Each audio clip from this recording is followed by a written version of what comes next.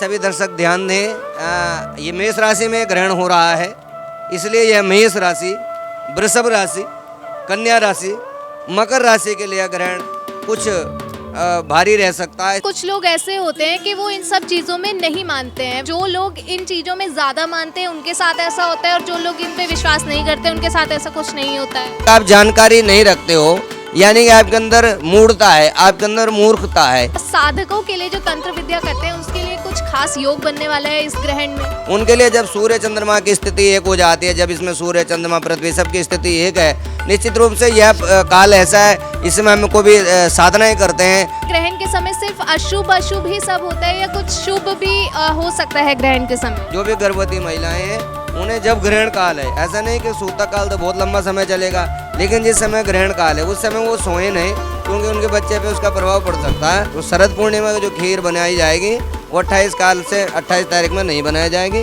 ग्रहण निकलने के बाद आप खीर को बना सकते। यह ग्रहण दिनांक 28 तारीख को रात्रि 1 बजे प्रारंभ होकर के 1:05 से प्रारंभ होकर के लगभग 2:22 तक रहने वाला है, जिसका सूतक सायंकाल लगभग 4:05 से प्रारंभ हो जाएगा। नमस्कार, द न्यूज़ वाला नेटवर्क में आप सभी का स्वागत है और हम फिर हाजिर हैं आपके सामने। सनातन धर्म से जुड़ी दुविधाएं आपकी जो होती हैं वो सब दूर करने, और हमेशा की तरह आज हमारे साथ आचार्य रजनीश शास्त्री जी भी मौजूद हैं, जो लगातार आपकी सनातन धर्म से लेकर जो भी दुविधाएं आप लोगों के बीच में बनी रहती हैं वो सब कन्फ्यूजन्स दूर करते हैं। आचार्य जी, सबसे पहले स्वागत है आपका द न्यूज़ वाला नेटवर्क। जी धन्यवाद आपका और आपकी पूरी टीम का, और सारे दर्शक जो भी हमें देख पा रहे हैं सभी का बहुत बहुत स्वागत। जी 28 तारीख को चंद्र ग्रहण आ रहा है और शरद पूर्णिमा भी उस दिन है, तो इस बार चंद्र ग्रहण क्या अलग होने वाला है? जी सारे दर्शकों का बहुत बहुत स्वागत। और द न्यूज़ वाला लगातार सनातन धर्म संस्कृति का प्रचार प्रसार कर रहा है, मैं बहुत बहुत आप सब लोगों को बधाई देता हूँ। और इस ग्रहण को लेकर के बहुत ही दुविधा लोगों के मन में रहती है, लोग तरह तरह के प्रश्न पूछते हैं। और इस बार जैसे कि अभी हमारी अमावस्या गई है जिसमें कि सूर्य ग्रहण रहा, और ये इस देश में नहीं था, भारत में नहीं था, लेकिन ग्रहण था। और ये जो ग्रहण अब चंद्र ग्रहण 28 तारीख शनिवार को आ रहा है मेष राशि में अश्विनी नक्षत्र में, ये पूरे भारत देश में दिखाई देगा, इसलिए यहाँ इसका सूतक काल मान्य होगा।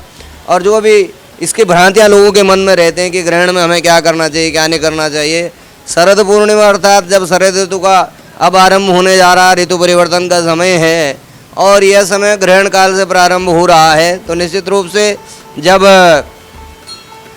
यह ग्रहण का योग बनता है तो निश्चित रूप से कहीं न कहीं बहुत सारी देश के अंदर ऐसी घटनाएं रहती हैं कि कहीं न कहीं इसको लेकर के लोगों के मन में भ्रम की स्थिति बनती है।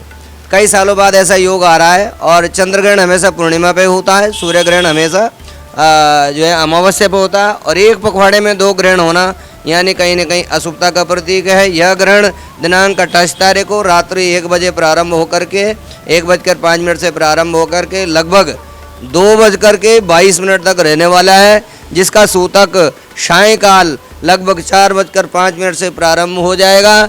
4:05 से ये मंदिर के समस्त मंदिरों के कपाट बंद हो जाएंगे, तो भगवान की जो भी आरती भोग नैवेद्य है उससे पूर्व हमें सबको कर लेना चाहिए। और ग्रहण उतरने के पश्चात अर्थात 29 तारीख के दिन पुनः ग्रह शुद्धि स्नान आदि करने के बाद आप भगवान की पूजा अर्चना आदि कर सकते हैं। जी शरद पूर्णिमा के समय खीर बनाई जाती है और जो रात के समय चांद की चांदनी में रखकर जिसका भोग लगाया जाता है, तो इस बार उसमें हमें क्या सावधानियां रखनी है? जी बिल्कुल, बहुत अच्छा प्रश्न आपका है और सारे दर्शकों का लगभग यह प्रश्न रहेगा कि इस बार यदि पूर्णिमा ग्रहण काल में हो रही है, ग्रहण के उसमें सूतक काल में मनाया जा रहा है, तो किस प्रकार से हमें शरद पूर्णिमा की जो खीर जिसको अमृतमय औषधीय गुणों से भरपूर माना जाता है, चांदी भी वैसे भी अमृतमय है, और उसमें जब हम खीर को रखते हैं शरद पूर्णिमा की रात्रि में और उसका सेवन करते हैं तो वह दिव्यता से परिपूर्ण होता है, हमारे कई असाध्य रोगों से भी हमें छुटकारा मिलता है। लेकिन इस बार चूँकि ग्रहण काल है और ग्रहण काल में यदि हम कोई वस्तु चंद्रमा की रोशनी में रखेंगे तो वह अच्छी नहीं मानी जाती, क्योंकि ग्रहण काल में खाना निषेध माना गया। विशेष गर्भवती महिलाएं या अन्य कोई भी धार्मिक लोग हैं वो अन्न आदि का सेवन उन्हें नहीं करना चाहिए, क्योंकि उसमें ग्रहण काल में बहुत सारे ऐसे बैक्टीरिया होते हैं जो हमें बीमार करते हैं। तो इस बार जो शरद पूर्णिमा की जो खीर बनाई जाएगी वो 28 तारीख में नहीं बनाई जाएगी। ग्रहण निकलने के बाद आप खीर को बना सकते हैं, भगवान को भोग नैवेद्य लगा सकते हैं, उसके बाद आप खीर का सेवन कर सकते हैं। आचार्य जी, अभी आपने गर्भवती महिलाओं का जिक्र किया है, तो इस बार ग्रहण में गर्भवती महिलाओं को क्या क्या सावधानी रखनी चाहिए? क्योंकि ऐसा कहते हैं गर्भवती महिलाओं को ग्रहण में बाहर नहीं निकलना चाहिए, जिसका दुष्प्रभाव उनके होने वाले बच्चे पे पड़ता है। जी हाँ, बिल्कुल। मैंने बताया कि ग्रहण काल में गर्भवती महिलाओं को विशेषता कोई फल है, कोई सब्जी है, उसे नहीं काटना चाहिए और बहुत ज़्यादा टेंशन लेने का, तनाव लेने की आवश्यकता नहीं है। जो भी गर्भवती महिलाएं हैं उन्हें जब ग्रहण काल है, ऐसा नहीं कि सूतक काल तो बहुत लंबा समय चलेगा, लेकिन जिस समय ग्रहण काल है उस समय वो सोए नहीं, क्योंकि उनके बच्चे पे उसका प्रभाव पड़ सकता है। उस समय वो हरि नाम जाप करें और हो सकता है तो अपने गोद में एक नारियल ले लें। ओम नमो भगवते वासुदेवाय, श्री राम जय जय राम, जो भी आपको लगता है, जो भी आपको जाप स्मरण है। यदि आप दीक्षित हैं तो आप अपना मंत्र को बोल सकते हैं, दीक्षित नहीं है तो आप हरि नाम जाप करें और कोई कांसे का बर्तन भी अपने पास रख सकते हैं। और विशेषतः उस समय उस काल में कुछ खाना नहीं चाहिए और कुछ फल आदि को नहीं काटना चाहिए, नाखून आदि कोई भी मैथुन क्रिया ये सब नहीं करना चाहिए। तो यदि हम इससे बचाव करते हैं तो ग्रहण काल का हम पर कोई भी प्रभाव नहीं पड़ता। आचार्य जी, ऐसा कहते हैं कि ग्रहण के समय कुछ खाना नहीं चाहिए, सोना नहीं चाहिए, तो ऐसा होता है कि ग्रहण के समय सिर्फ अशुभ ही सब होता है या कुछ शुभ भी हो सकता है ग्रहण के समय? नहीं, ऐसा नहीं है। देखिए, अगर वैज्ञानिक दृष्टि से माना जाए तो खगोलीय, उसे वैज्ञानिक लोग कहेंगे खगोलीय घटना है, लेकिन धार्मिक दृष्टि से यदि देखा जाए तो हमारे धार्मिक मान्यताएं समुद्र मंथन से जुड़ा हुआ यह प्रश्न है, जिसमें राहु केतु के बारे में बताया जाता है और राहु को सर्प का मुख और केतु को सर्प के पुंछ माना जाता है। तो हमारे यहाँ ये कहीं ना कहीं अशुभता का ही प्रतीक होता है। इस पखवाड़े में 2 ग्रहण हो गए तो कहीं ना कहीं अशुभता का प्रतीक तो है ही। लेकिन ग्रहण काल में जब भी हम सामर्थ्यवान हैं, रह सकते हैं, तो ग्रहण काल में कदापि हमें कोई ऐसी चीज़ का सेवन नहीं करना चाहिए, क्योंकि ग्रहण काल की जो समझ लीजिए आप बैक्टीरिया हैं, जो उसमें बैक्टीरिया हैं नेगेटिव वाले, विशेषतः सफ़ेद वस्तुओं में रहते हैं ज़्यादातर। तो यदि हम उस तरह के जिसमें उसकी किरणें पड़ गई हैं, यदि हम ऐसा भोजन करते हैं तो कहीं ना कहीं हमारे शारीरिक मानसिक स्थितियों पर प्रभावित करता है, इसलिए हमें बचना चाहिए। आचार्य जी, ऐसा कहा जाता है कि ग्रहण के समय जो तंत्र विद्या करने वाले साधक होते हैं, ये समय उनके लिए बहुत अच्छा माना जाता है और उनकी सिद्धियां भी होती है इस समय। तो इस समय साधकों के लिए जो तंत्र विद्या करते हैं उसके लिए कुछ खास योग बनने वाला है इस ग्रहण में?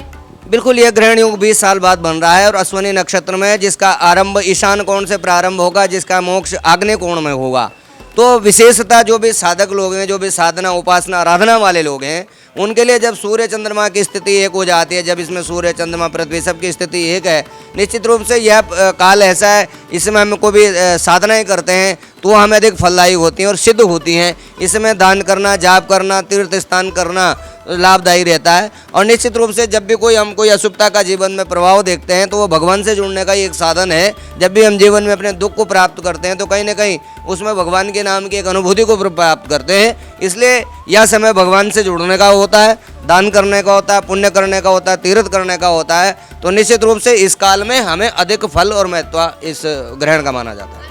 ऐसा होता है कि कुछ लोग ऐसे होते हैं कि वो इन सब चीज़ों में नहीं मानते हैं, वो बोलते हैं कि हम ग्रहण वगैरह ये सब चीज़ों में नहीं मानते और वो ऐसे काम करते हैं जो हमें ग्रहण में नहीं करने चाहिए और उनको कुछ प्रभाव भी नहीं पड़ता है, कुछ होता भी नहीं है। तो ऐसा कह सकते हैं कि जो लोग इन चीज़ों में ज़्यादा मानते हैं उनके साथ ऐसा होता है और जो लोग इन पे विश्वास नहीं करते उनके साथ ऐसा कुछ नहीं होता है। देखिए, ऐसा होता है जब तक हमें किसी चीज़ की जानकारी नहीं है, तो जब तक हमें किसी चीज़ की जानकारी नहीं तो हम मानना भी स्वीकार नहीं करते हैं।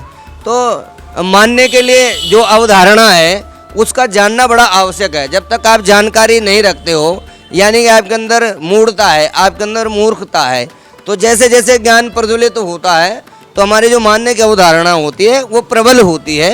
Believe in the best. जब भी आप विश्वास करते हैं, विश्वास कम फलदायकम, जब भी आप विश्वास करते हैं किसी चीज़ पे वही फलदायी होती है।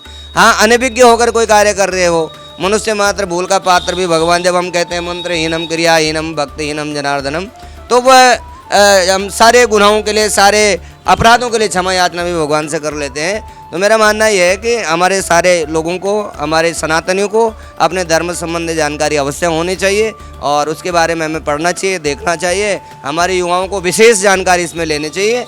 ग्रहण एक धार्मिक मान्यताओं से जुड़ा हुआ एक हमारे पर्व के रूप में ही है, तो इसलिए जानकारी रखें और भगवान का नाम लें, आपका कष्ट दूर होगा। और लास्ट में मैं यही पूछना चाहूँगी कि किन राशियों के लिए ये ग्रहण काल अच्छा होने वाला है? ये बहुत अच्छा प्रश्न है, सभी दर्शक ध्यान दें। ये मेष राशि में ग्रहण हो रहा है, इसलिए यह मेष राशि, वृषभ राशि, कन्या राशि, मकर राशि के लिए ग्रहण कुछ भारी रह सकता है, इसलिए उन्हें दान आदि करना चाहिए, अपने राशि का उपाय कराना चाहिए, भगवान का नाम जाप करना चाहिए।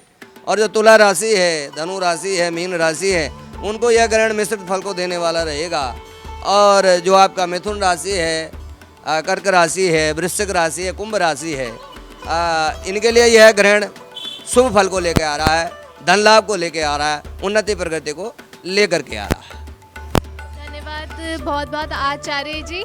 मुझे लगता है ग्रहण को लेकर 28 तारीख को जो चंद्र ग्रहण पड़ने वाला है, शायद पूर्णिमा भी है जिस दिन, उसको लेकर सारे कन्फ्यूजन्स दूर हो गए हैं। और हम फिर जुड़ेंगे आपसे किसी और विषय को लेकर, तब तक आप हमसे जुड़े रहें और देखते रहें द न्यूज़ वाला नेटवर्क। धन्यवाद। धन्यवाद आचार्य।